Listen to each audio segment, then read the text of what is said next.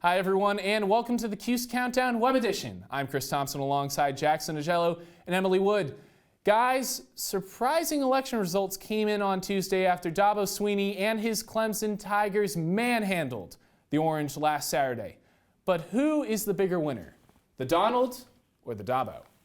I'm going to have to go with the Donald. I mean, it's the presidential election. You can't really go with just a measly victory for someone, who's the number 2 team in the country. Yeah, I'm going to agree with you. I'm going to go with the Donald as well. I think I'm still in shock about those results, and everyone is constantly talking about it. I didn't hear anybody talking about the Clemson game.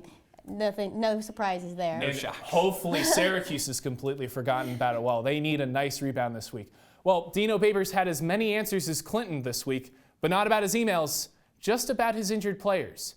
But he's just trying to stay hopeful in these trying times. I think all 3 of our last 3 games are winnable. Okay, the reason why I say that is because of who we're playing and where we're playing them at. Okay, we want to take those games one at a time, but obviously this is a key game. I think that a lot of people thought that Wake Forest was a key game. Obviously that didn't go our way, and we had no chance versus Virginia Tech, and it did go our way. So I think when you try to lock in what's a W and what's an L, I think that's not fair, especially when it comes to the game of football. Because as we all know, one team can run out there and 4 plays later, when a very special individual goes down, the whole team can change. So don't get locked in on that part. I think we've got 2 out of our next 3 games at home. Anytime you're playing at home, you have a huge advantage, and we've got to make sure that advantage is true by filling that place up and making it very difficult for the other teams to communicate from an offensive standpoint when we're playing here at home in Syracuse. All right, well, Dino with a nice response there. He didn't bring up quarterback Eric Dungey, who has been ruled questionable for Saturday's affair. But what's even more questionable is if the quarterback should even play. Jackson, there's a lot at risk here. Another injury to Eric Dungey, who knows what happens to his even playing career, professionally, college, whatever. Should Eric Dungey start this Saturday? I think if he's medically cleared to do so, I think he should start. I think he should play in that instance.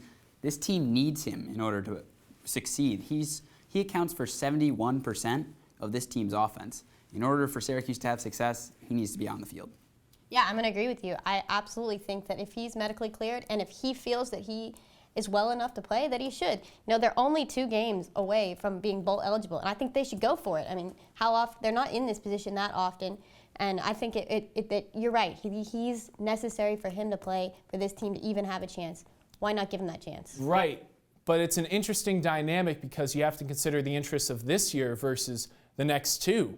Imagine senior quarterback Eric Dungey. He could really get the job done, and Syracuse could really find itself potentially with an 8 or 9 win season if Dungey's playing at his full potential. That doesn't worry you 2 a little bit?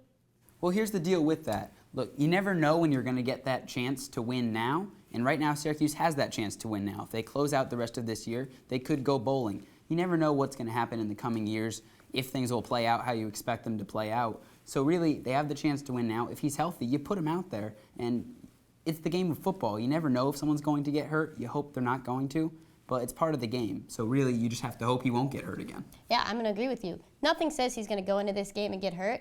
There's always that possibility, but there's that possibility every time he steps on the field. Now, of course, you never wish any harm on a player. He is still a person, it's more than just a game of football. However, Syracuse, there's nothing to say that a next quarterback such as DeVito couldn't come in and do just as well as Eric Dungey could have. Well, you make a great point about DeVito because he is coming in next year. So if something happens to Dungey, at least there is an insurance plan. But let's focus on this Saturday's game against NC State coming up 12:30 in the Carrier Dome. We'll just jump right into it. Jackson, what's your key to the game? My key to the game is Syracuse's ability to get an offensive rhythm. Really, last game, they truly struggled with getting any offensive rhythm going, and that was because they didn't have their guys in the game. They didn't have Eric Dungey in the game. So really, no matter who's playing quarterback for Syracuse in this game, be it Austin Wilson, be it Eric Dungey, ideally for the Orange, they need to establish that offensive rhythm early in order to keep the ball moving, keep the chains moving, and score some points. Yeah, my key to the game is I think they need to establish a run game. The only time this whole season that they've had a real run game was against Virginia Tech, and it worked out for them. Since then, we've had Dante Strickland. He's only averaging 50 yards a game, and he's their leading rusher behind Eric Dungey. That's not acceptable if you want to win this game. Whether Dungey's playing or whether it's Mahoney or Wilson, it doesn't matter. You need a run game. right? They'll have to rely on the running game because, especially if Dungy's playing, you can't risk another injury. But let's just jump right into the final score. Win number 5 on the year, Emily. Do they get it against NC State? You know, I'm going 27-17 in favor of NC State.